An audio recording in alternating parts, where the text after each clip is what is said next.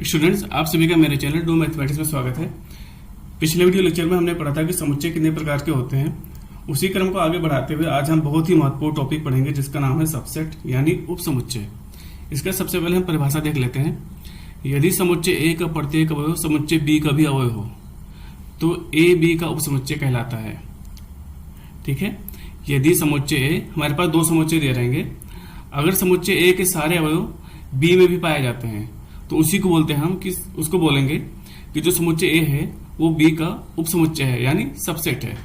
इसका हम एग्जांपल देख लेते हैं। पहले एक क्वेश्चन हमारा ए एक्स सच दैट एक्स सम संख्या।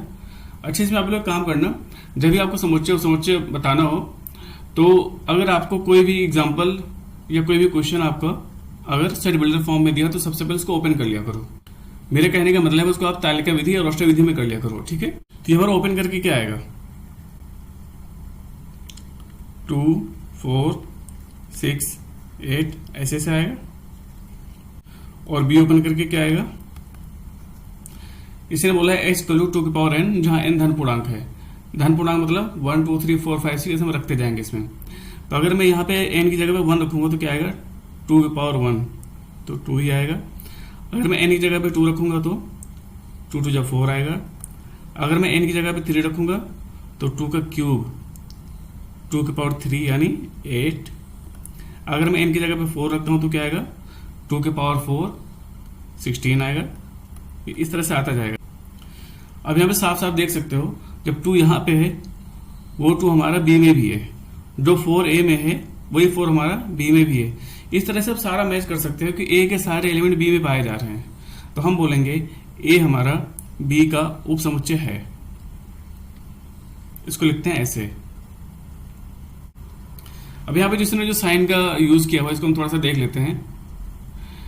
इसने बोला है कि ए उपसमुच्चय बी यदि A belong to A implies that A belong to B. इसको हम हिंदी में बोलते हैं तात्पर्य है, इंग्लिश में बोलते हैं इंप्लाइज, लेकिन आप लोग जो वर्ड इंप्लाइज ये इस्तेमाल करना। ठीक है, A belong to A implies that A belong to B. इसका मतलब है अगर कोई एलिमेंट हमारा ए में है, सेट ए में है, तो वो सेट बी में भी पक्का होगा। जैसे आप यहाँ देख लो, यहाँ पे हमारा 2 ए से बिलोंग कर रहा है, इंप्लाइज दैट 2 बी से भी बिलोंग कर रहा है। ये तो होना ही होना है, अगर बिलोंग नहीं करेगा तो उपसमुच्चय होगा ही नहीं। मान लो अगर 4 हमारे इसमें क्या है, ए से बिलोंग कर रहा है, तो 4 हमारा क्या है, बी से भी बिलोंग कर रहा है।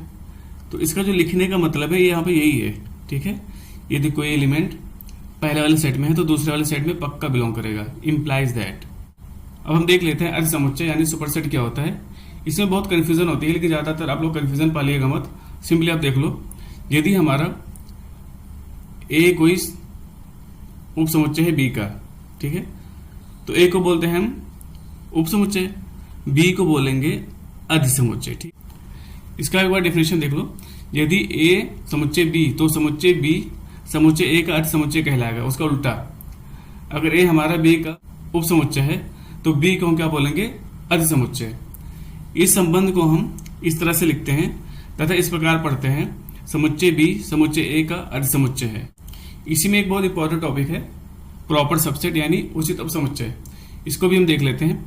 यदि समुच्चय ए समुच्चय बी का उपसमुच्चय है और बी नॉट इक्वल टू ए, अर्थात बी में कम से कम एक अवयव ऐसा हो जो ए में ना हो, तो ए को उचित उपसमुच्चय कहते हैं। यानी ए सबसेट बी यानी ए उपसमुच्चय बी और ए नॉट इक्वल टू बी। जैसे यहाँ पे एग्जांपल आप देख लो, ए हमारा क्या है, 1 2 3 के अवयव हैं, बी जो सेट हमारा है 1 2 3 4। यहां से हम साफ साफ देख सकते हैं जो ए सेट हमारा है वो बी का क्या है, उपसमुच्चय है, क्योंकि ए के सारे एलिमेंट बी में पाए जा रहे हैं। 1 भी यहाँ पे है, 2 ए में है तो 2 भी बी में है, 3 तो 3 भी।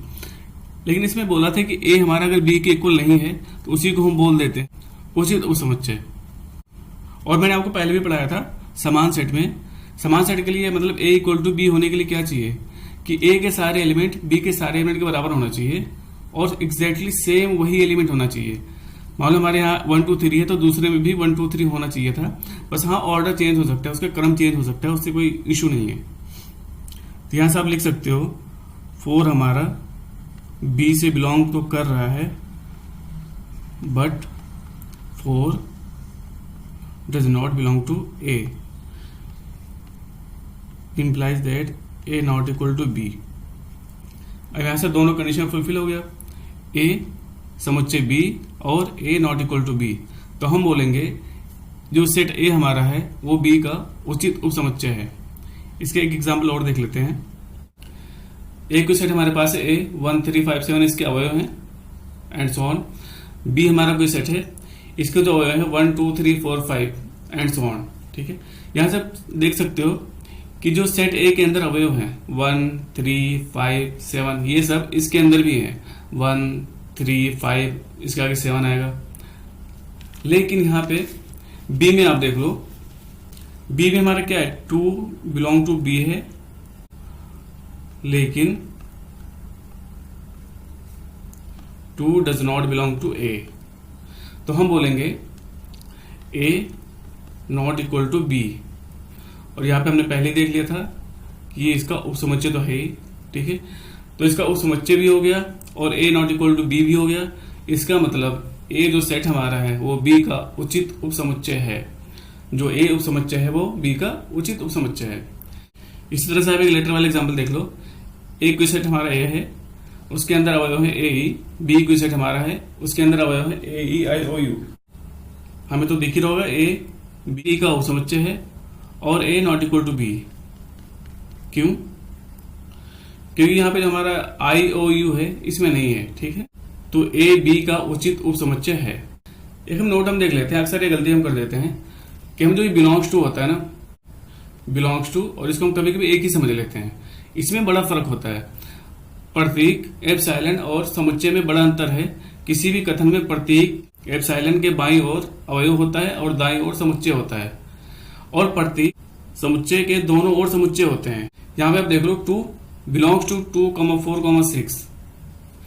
अभी हमने इसमें देखा कि अगर ये वाला साइन लगा है बिलोंग्स टू का एप्सिलॉन, ठीक है, तो इसके दाईं ओर क्या आएगा, समुच्चय आएगा, और बाईं ओर कोई अवयव आएगा, एलिमेंट आएगा। तो यहाँ पे देख लो आप लिखा हुआ 2, ये हमारा क्या है, अवयव है, और इधर हमारा क्या है, एक समुच्चय है। ठीक है, लेकिन अगर इस 2 पे मैं ये ब्रैकेट लगा दूं, अब यहां पे देख लो जैसे ब्रैकेट लगाया तो हमारा ये क्या बन गया, समुच्चय।